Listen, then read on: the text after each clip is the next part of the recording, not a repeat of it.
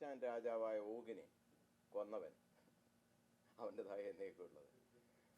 അതുപോലെ അവരെ സമുദ്രത്തിൽ താഴ്ത്തിയവന് അവൻ്റെതായ എന്നേക്കുള്ളത്. ഇതെന്തോ ഒരു ദയയാണ് എന്നെനിക്ക് തോന്നിയിട്ടുണ്ട് എൻ്റെ ചെറിയ മനസ്സിൽ. എന്നാൽ അങ്ങനെയല്ല, ഇവരൊക്കെ കയറി വരുന്നത് നമ്മളെ നിഗ്രഹിക്കാൻ.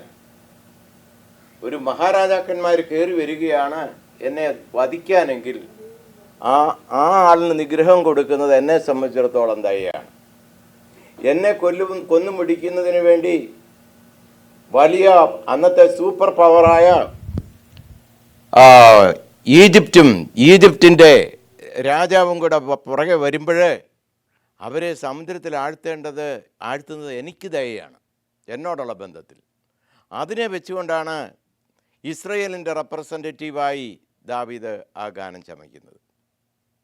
ഇസ്രയേലിൻ്റെ ദൈവം എന്നോട് ദയയുള്ളവൻ എന്നുള്ള നിലയിൽ. ഇപ്പോൾ ഹമാസിനെ സംബന്ധിച്ചിടത്തോളം ഇസ്രയേൽ ദയയല്ല കാണിക്കുന്നത്, എന്നാൽ അവർ അവരുടെ ജനത്തെ പ്രൊട്ടക്റ്റ് ചെയ്യേണ്ടതിന് വേണ്ടി ഹമാസിനെ നിഗ്രഹിക്കുന്നു. ഇതുപോലെയുള്ള കാര്യങ്ങളാണ് ദയയും അല്ലാത്തതുമൊക്കെ ആയിട്ട് നമ്മൾ കാണുന്നത്. നമുക്ക് ഇന്ന് ഒരു വേദഭാഗം ചിന്തിച്ച് ദൈവത്തിൻ്റെ മഹത്വത്തെ വീണ്ടും ധ്യാനിക്കാം കണ്ടിന്യൂസായി. നമുക്ക് ഏറ്റവും പരിചിതമായ ഒരു വചനം, ക്രിസ്ത്യാനികൾക്കെല്ലാം കാണാതറിയാവുന്ന ഒരു വാക്യം, യോഹന്നാൻ്റെ സുവിശേഷം 3-ാം അധ്യായം 16-ാം വാക്യം. അറിയാൻ വയ്യാത്ത ആരെങ്കിലും ഉണ്ടോ? ഇല്ല. തൻ്റെ ഏകജാതനായ പുത്രനിൽ വിശ്വസിക്കുന്ന ഏവനും നശിച്ചു പോകാൻ നിത്യജീവൻ പ്രാപിക്കേണ്ടതിന് ദൈവം അവനെ നൽകുവാൻ തക്കവണ്ണം ലോകത്തെ സ്നേഹിച്ചു. ഈ ലോകത്തിന് എന്തൊക്കെയോ പാകപ്പിഴകളുണ്ട് എന്ന് ഈ ലോകത്തെ ഒബ്സർവ് ചെയ്യുന്ന ഏതൊരു വ്യക്തിക്കും കാണുവാനും മനസ്സിലാക്കാൻ കഴിയും. ധാർമ്മികത നഷ്ടമായ ഒരു ലോകം, മൊറാലിറ്റി ഇല്ലാത്ത ഒരു ലോകം, ക്രൂരതകൾ ഉള്ളതായ ഒരു ലോകം, കൊലപാതകങ്ങൾ നടക്കുന്ന ഒരു ലോകം എന്ന് വേണ്ട, എവിടെ നോക്കിയാലും അശാന്തി, അസംതൃപ്തി. ഇത് ഈ കാലഘട്ടത്തിൽ നമ്മൾ കണ്ടുകൊണ്ടിരിക്കുന്ന ഒരു കാര്യമാണ്. ഇങ്ങനെയുള്ള ഒരു ലോകത്തെ നോക്കിക്കൊണ്ട് ദൈവത്തിന് മനുഷ്യനോട് പറയാനുള്ള ഒരു വാക്ക് ഇതാണ്: തൻ്റെ ഏകജാതനായ പുത്രനിൽ വിശ്വസിക്കുന്ന ഏവനും നശിച്ചു പോകാതെ നിത്യജീവൻ പ്രാപിക്കേണ്ടതിന് അവനെ നൽകുവാൻ തക്കവണ്ണം ലോകത്തെ സ്നേഹിക്കുന്നു എന്നുള്ള സ്നേഹത്തിൻ്റെ സന്ദേശമാണ് പിതാവാം ദൈവത്തിന് ഈ ലോകത്തോട് പറയാനുള്ളത്. എന്നാൽ അതിനെ അംഗീകരിക്കുക എന്നുള്ള ഒരു വലിയ റെസ്പോൺസിബിലിറ്റി മാനവജാതിക്കുണ്ട്. ആ വിശ്വസിക്കാത്തവർക്ക് ശിക്ഷയുണ്ട്, ന്യായവിധിയുണ്ട് എന്നും വചനം തുടർന്ന് പറയുന്നു. ഒരു ബിസിനസ്സോടിനോടുള്ള ബന്ധത്തിൽ നമ്മൾ ചിന്തിക്കുകയാണെങ്കിൽ, ഈ ലോകത്തോടൊരു വ്യാപാരം ചെയ്യുന്ന ദൈവത്തിന് പറയാനുള്ളത് ഇങ്ങനെയാണ്. ആ ഭാഗത്തൂടെ ഗോഡ് എന്ന് പറയുന്നത് ദ ഗ്രേറ്റ് ലവർ എന്നാണ് ചിന്തിക്കേണ്ടത്. God so loved the world. എന്നിട്ട് സോ ലവ്ഡ് എന്ന് പറയുമ്പോൾ the greatest degree of love. He loves us so much, അല്ലെങ്കിൽ സോ ലവ്ഡ് എന്ന് കാണുന്നു. ആ ഗോഡ് ഇടപെടുന്നത്, ഹി ലവ്ഡ് ദ വേൾഡ്. ഈ ലോകത്തെ ഒരു കമ്പനി പോലെ ദൈവം കാണുകയാണ്. ഇതൊരു കമ്പനിയാണെങ്കിൽ ഈ കമ്പനിയിലുള്ള ആളുകൾക്ക് എന്ത് ചെയ്യുന്നു? ഗോഡ് സോ ലവ്ഡ്, ദൈവം വളരെ സ്നേഹിക്കുന്നു. എന്നിട്ട് അവിടെ പറയുന്നത് ദാറ്റ് ഹി ഗേവ് എന്ന് നമ്മൾ കാണുന്നിടത്ത് the action of God. He gave, it is an action from the almighty God. എന്നിട്ട് he gave a gift to the world. What is the gift? His own son. അവൻ്റെ സ്വപുത്രനെ ദാനമായി നൽകി. That Hoover എന്ന് പറയുമ്പോൾ അവിടെ ഒരു ഓപ്പർച്യൂണിറ്റിയാണ്. It is an opportunity for whoever accept it. Praise the Lord. എന്ന് മാത്രമല്ല, അതിനൊരു മാറ്റർ വളരെ സിമ്പിളാണ്. എന്താണ് അവിടെ പറഞ്ഞിരിക്കുന്ന കണ്ടീഷൻ? ബിലീവ്. ഹൂവർ ബിലീവ് എന്നുള്ളതാണ്. പ്രോമിസ് എന്താണ്? Should not perish. അങ്ങനെ ബിലീവ് ചെയ്യുന്ന ഒരാൾ നശിച്ചു പോകുന്നില്ല. He will not perish. But എന്ന് അവിടെ ഒരു വാക്ക് കൊടുത്തിരിക്കുന്നു. അതിൽ നിന്ന് ഉദ്ദേശിക്കുന്നത് there is a difference. If you don't believe, there is a difference. How? ഒരു certainty കാണിക്കുകയാണ്. If you don't believe, there is a certainty. But if you believe, there is a certainty of what? Everlasting life. നിത്യജീവൻ. ഇതാണ് ദൈവത്തിന് മനുഷ്യജാതിയുമായിട്ടുള്ള business. Price the Lord. അപ്പോൾ ഈ ലോകത്തെ ദൈവം വളരെയധികം സ്നേഹിക്കുന്നു.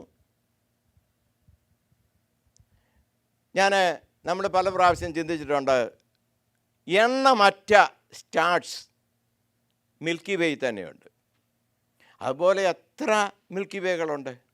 മിൽക്കി വേ എന്നൊരു ഈ നക്ഷത്രവ്യൂഹത്തിൻ്റെ പേര്. അതുപോലെയുള്ള എത്ര നക്ഷത്രവ്യൂഹങ്ങളുണ്ട്, മില്യൻസ്, കൗണ്ട് ചെയ്യാനൊക്കാത്ത വണ്ണം. അതിലെല്ലാം എണ്ണമറ്റ നക്ഷത്രങ്ങൾ. ഇവയ്ക്കൊക്കെ പ്ലാനറ്റ്സുകളുണ്ട്. അപ്പോൾ ഇതിനെയൊന്നും നമ്മുടെ മനസ്സിനെ ഒന്ന് ഇവാലുവേറ്റ് ചെയ്യുവാൻ കഴിയാത്തവണ്ണം വലുതായ സംഖ്യകളാണ് വരുന്നത്.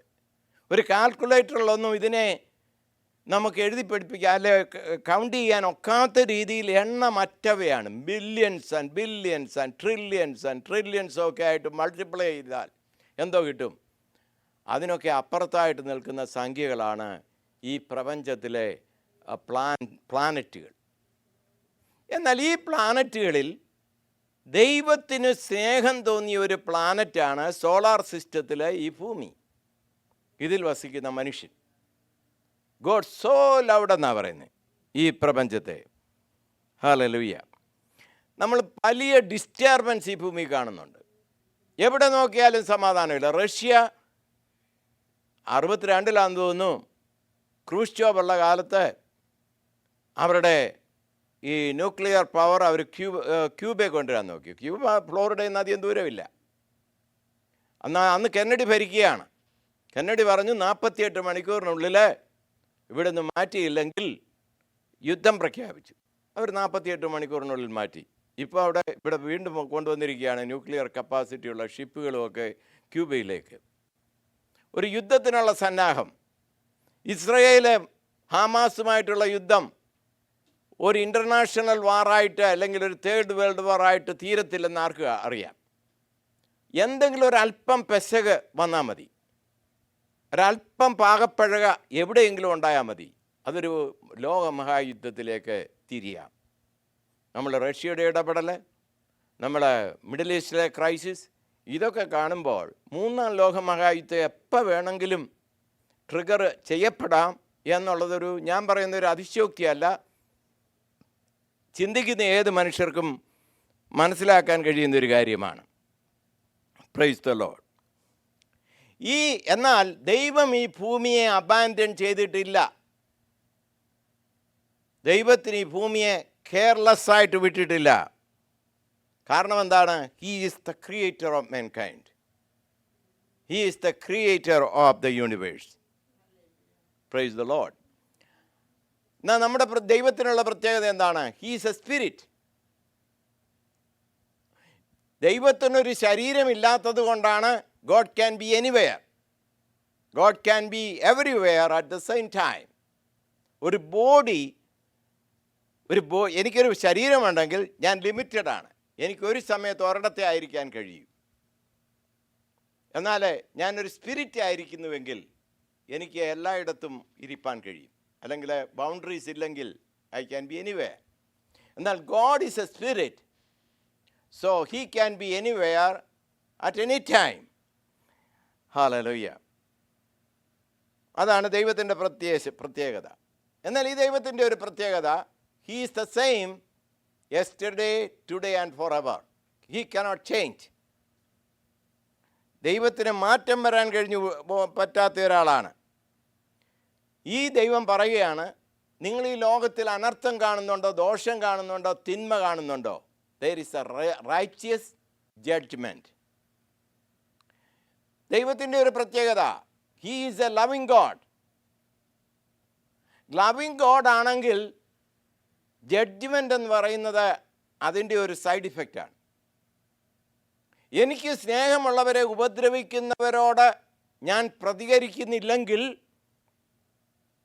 നീതി ഞാൻ പുലർത്തുന്നില്ല. അപ്പോൾ നീതിയിൽ നിന്ന് ഉത്ഭവിക്കുന്ന ഒന്നാണ് ജഡ്ജ്മെൻറ്റ്. അപ്പോൾ സ്നേഹത്തിൻ്റെ മറ്റേ സൈഡാണ് ജഡ്ജ്മെൻ്റ് എന്ന് പറയുന്നത്. അപ്പോൾ സ്നേഹമുള്ള ഒരു ദൈവത്തിന് മനുഷ്യനെ പണിഷ് ചെയ്യുവാൻ കഴിയുമോ, ഒരു നരകം ഉണ്ടാക്കുവാൻ സാധിക്കുമോ എന്നുള്ള ചിന്ത പല ചിന്തകർക്കും ഉണ്ട്. അതുകൊണ്ട് നരകമില്ലെന്ന് അവരങ്ങ് സിംപ്ലിസിറ്റി ആയിട്ട് പറയും. ദൈവം ദയയുള്ളവനല്ലേ, സ്നേഹമുണ്ട്, അപ്പോൾ പിന്നെ എങ്ങനെ നിത്യനരകം കൊടുക്കൂ? അപ്പോൾ പിന്നെ നിത്യനരകം ഇല്ല. മഹാദൈവമുള്ള, ആർദ്രതയുള്ള, സ്നേഹസമ്പൂർണനായ ദൈവത്തിന് ഒരു നരകം കൊടുക്കാൻ പറ്റുമോ? അപ്പോൾ നരകം ഇല്ല എന്നുള്ള ചിന്തയിലേക്ക് എല്ലാവരും വരും. എന്നാൽ സ്നേഹത്തിൻ്റെ റിഫ്ലക്ഷൻ നീതിയെ പ്രദർശിപ്പിക്കേണ്ടതാണ്. നീതി പ്രദർശിപ്പിക്കുമ്പോൾ അവിടെ ജഡ്ജ്മെൻ്റ് ഉണ്ടാകുന്നു എന്നുള്ളത് നമ്മൾ ചിന്തിക്കേണ്ട, അതും മനസ്സിലാക്കേണ്ടതുമായ ഒരു കാര്യമാണ്. നമ്മളെപ്പോഴും ബാലപാഠത്തിലേക്ക് വരേണ്ടിയിരിക്കുന്നു. ഇതിൻ്റെ കാരണം എന്താണ്?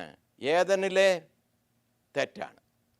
അവിടെയാണ് മാനവരാശിക്ക് പാവം ഉണ്ടാകുന്നത്. പാവമില്ലെങ്കിൽ എല്ലാം പെർഫെക്റ്റ് സിറ്റുവേഷനിലാണ് ഏദൻ. അവിടെ വിശപ്പോ ദാഹത്തിൻ്റെയോ ഒന്നും ആവശ്യമില്ല. എല്ലാറ്റിനെയും അതിജീവിക്കുവാനുള്ള കെപ്പും അവിടെ ഉണ്ട്. ആ ശക്തിയോടുകൂടാണ് ആദമവന്മാരെ അവിടെ ആക്കിയിരിക്കുന്നത്. പക്ഷേ മനുഷ്യന് ഫ്രീ തിങ്കിങ്, ഫ്രീ ചോയ്സ് ദൈവം കൊടുത്തിരിക്കുക. അതാണ് ദൈവം പറഞ്ഞത്, എൻ്റെ രൂപത്തിൽ, എൻ്റെ സാദൃശ്യത്തിൽ.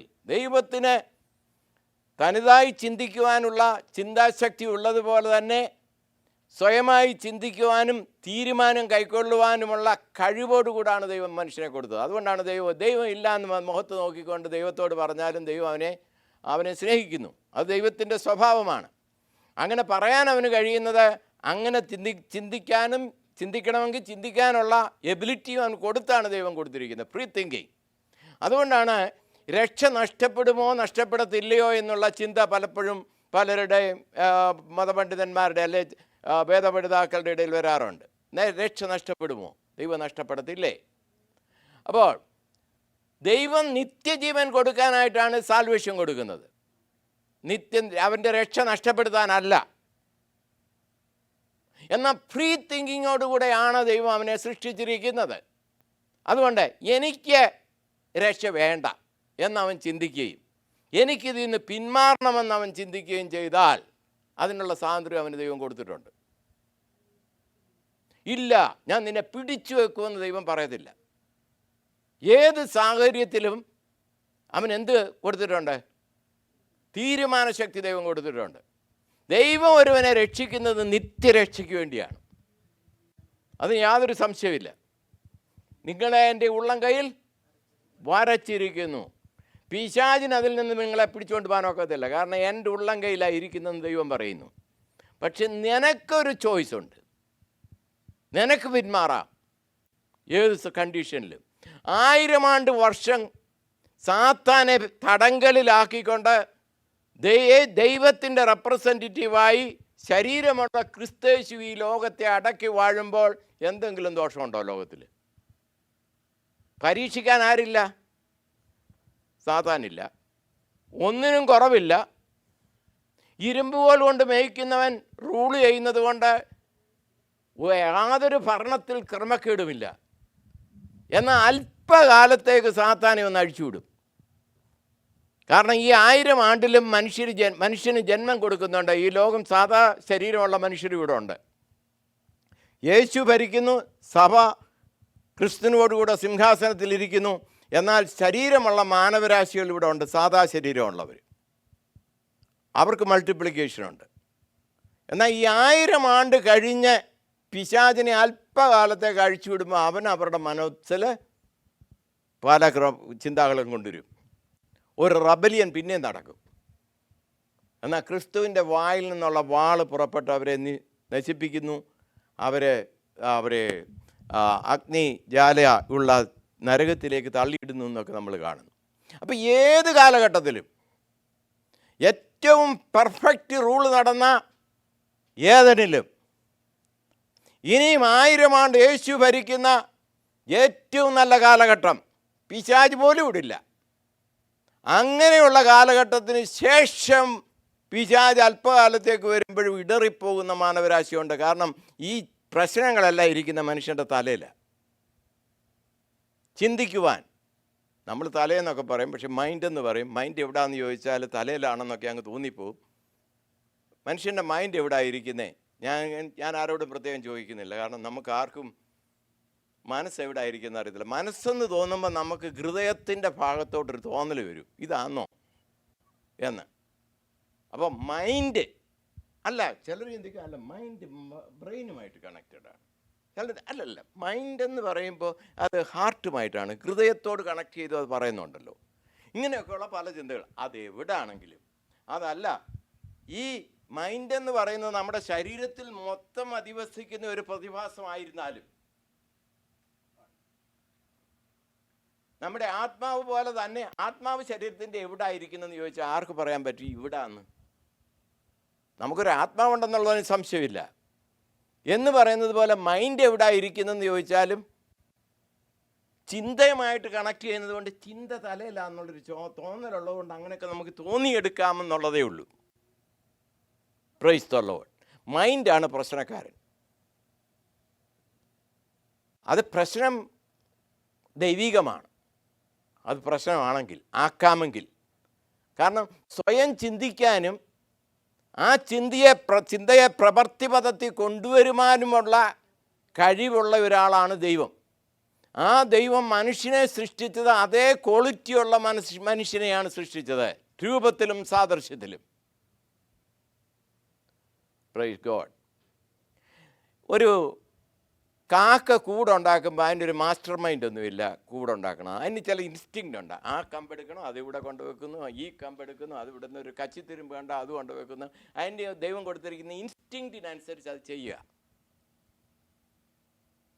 എന്നാൽ മനുഷ്യനങ്ങനല്ല. മനുഷ്യനൊരു ബിൽഡിങ് ഉണ്ടാക്കണമെങ്കിൽ അതിന് മുമ്പേ തന്നെ ഒരു പടം ഉണ്ടാക്കും അവൻ്റെ തലയിൽ. ആ തലയിൽ വരുന്ന പടത്തെ അവൻ കടലാസിൽ വരയ്ക്കും, അതിന് മെഷർമെൻറ്റ് കൊടുക്കും, അതിനെ ആ ചിന്തയെ പ്രവൃത്തി മണ്ഡലത്തിൽ കൊണ്ടുവരുന്നു. ഒരു കസേര എന്നുള്ള പ്രതിഭാസം ഉണ്ടാകുന്നതിന് മുമ്പ് തന്നെ അത് മനസ്സിൽ വന്നു കഴിഞ്ഞു അതിൻ്റെ ആ ക്രിയേറ്ററിന്.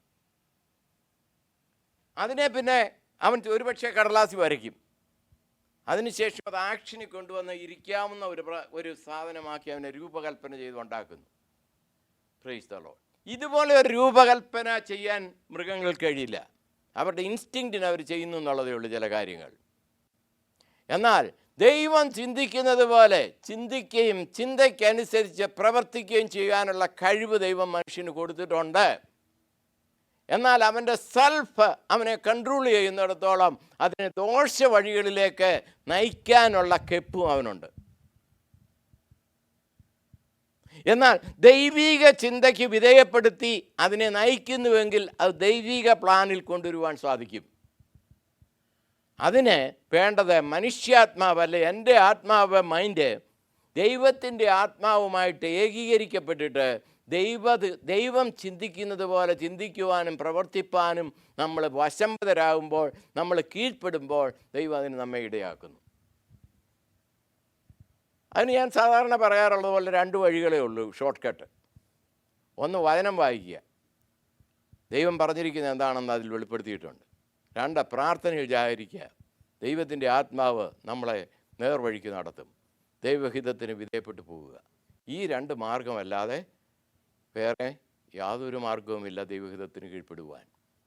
അങ്ങനെ ജീവിക്കുവാനാണ് ദൈവം തൻ്റെ പുത്രനെ കൊണ്ട് ഈ ലോകത്തെ സ്നേഹിക്കുമ്പോൾ ആഗ്രഹിക്കുന്നത്, ഉദ്ദേശിക്കുന്നത്.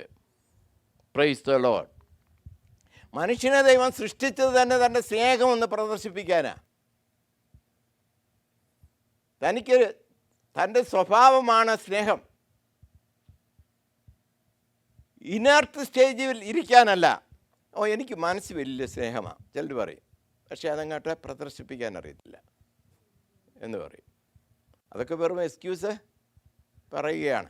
സ്നേഹം ഹൃദയത്തിലുണ്ടെങ്കിൽ അത് വെളിപ്പെട്ട് വരും. മാത്യൂസ് ബ്രദർ പറഞ്ഞതുപോലെ സ്നേഹമുണ്ടോ അത് വെളിപ്പെട്ട് വരും. Price the Lord. അപ്പോൾ ദൈവത്തിൻ്റെ സ്നേഹം ഹൃദയത്തിൽ തന്നെയല്ലേ ഇരിക്കുന്നത്.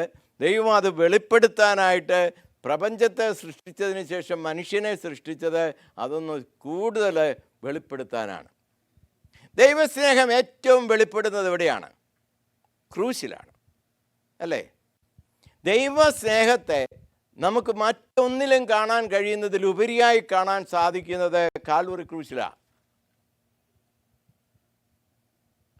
ഏദനിൽ തെറ്റ് ചെയ്ത് ദൈവതേജസ് നഷ്ടപ്പെടുത്തിയ മനുഷ്യൻ്റെ തേജസ്സിനെ മടക്കി കൊടുക്കുവാൻ കാൽവറിയിൽ യാഗമായ ക്രിസ്തേശുവിൻ്റെ ആ യാഗത്തിലാണ് ദൈവത്തിന് ഇത്രയും സ്നേഹമുണ്ടോ എന്ന് നമുക്ക് മനസ്സിലാകും. തൻ്റെ ഏകപുത്രനെ തരുവാൻ തക്കവണ്ണം നമ്മെ സ്നേഹിച്ചു എന്ന് പറയുമ്പോൾ അവനെ, നീ പാപത്തിൻ്റെ ശമ്പളം കുഞ്ഞെ മരണമാ.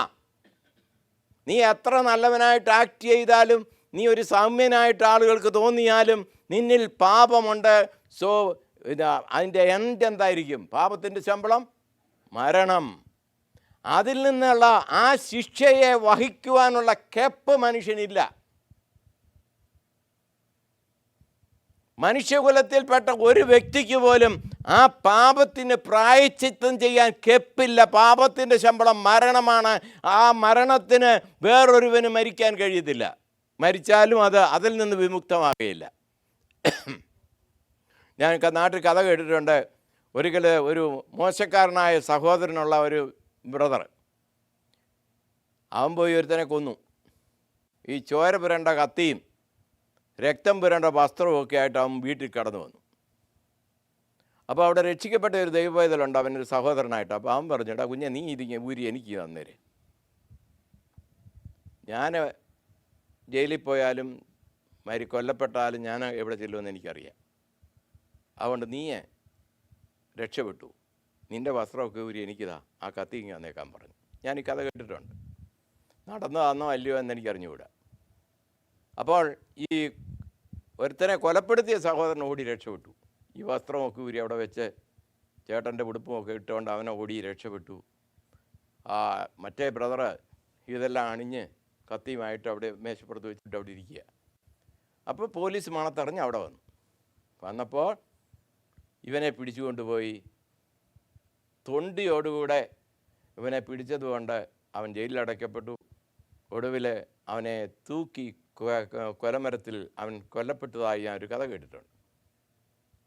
അപ്പോൾ പാപത്തിൻ്റെ ശമ്പളം മരണമാണ്. ഇനിയും 10 കൊല്ലം കഴിഞ്ഞു ഇവൻ തൂക്കി കൊല്ലപ്പെട്ടു.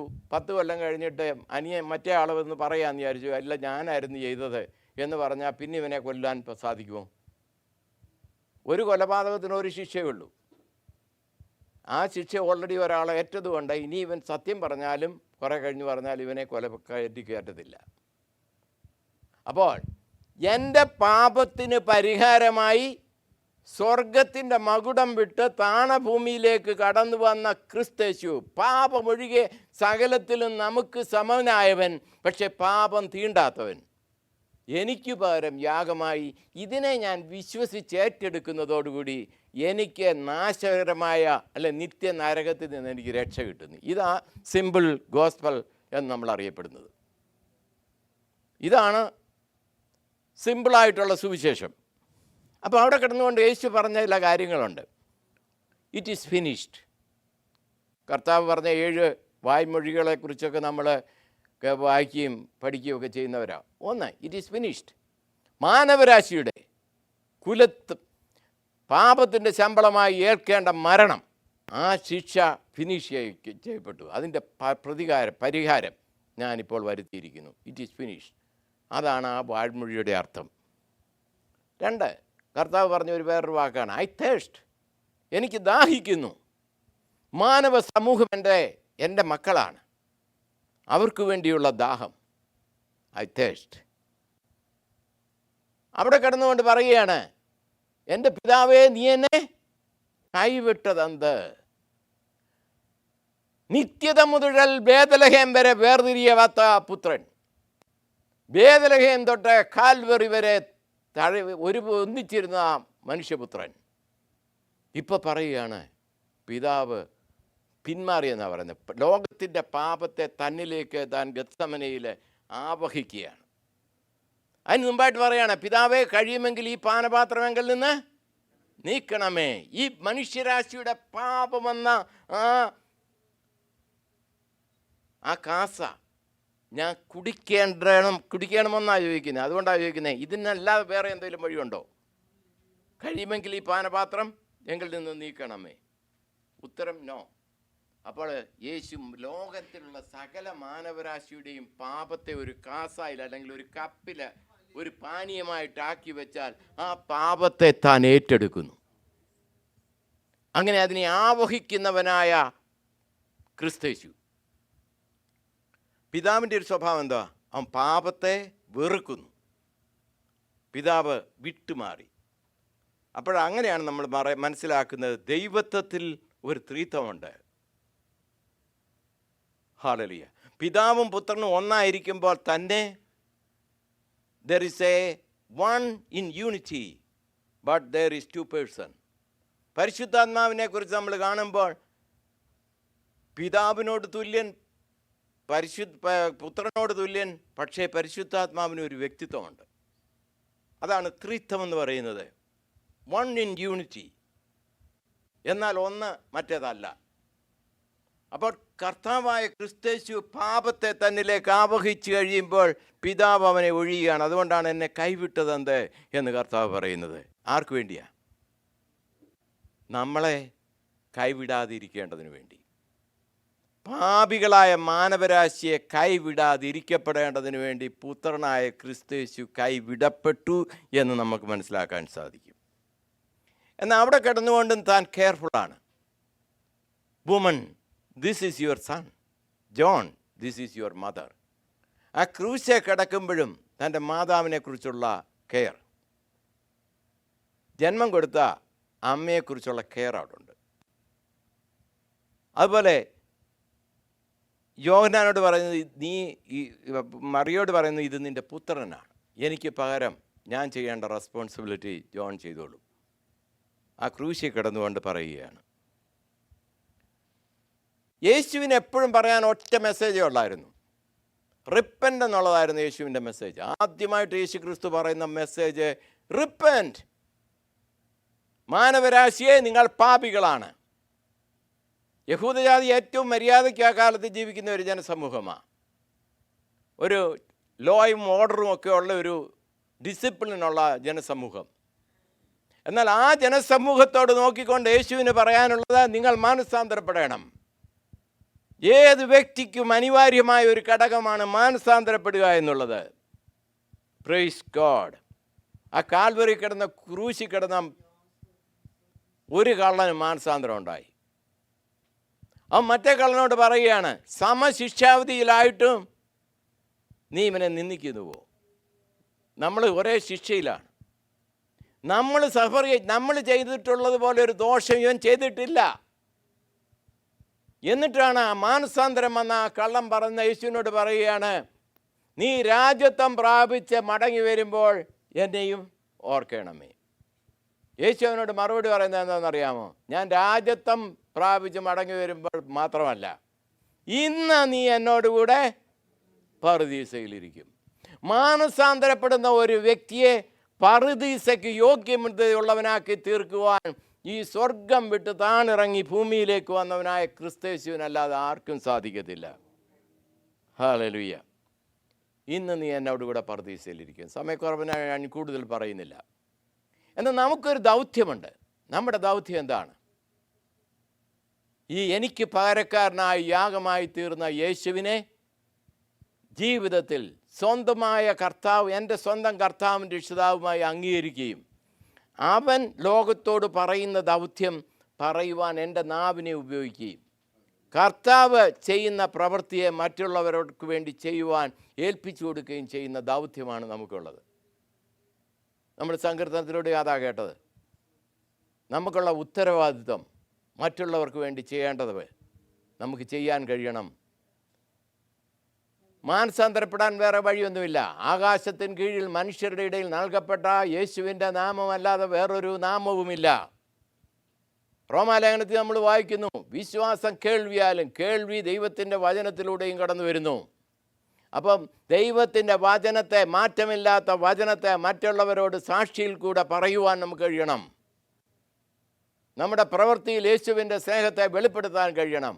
അങ്ങനെ റെസ്പോൺസിബിലിറ്റിയുള്ള വിശ്വാസികളായി തീരുവാൻ നമ്മെ തന്നെ സമർപ്പിക്കുകയും മുന്നേറുവാൻ നമ്മളെ തന്നെ സമർപ്പിക്കുകയും ചെയ്യാം. ഈ വചനങ്ങളാൽ കർത്താവ് നമ്മെ അനുഗ്രഹിക്കും, സഹായിക്കും. May God bless you.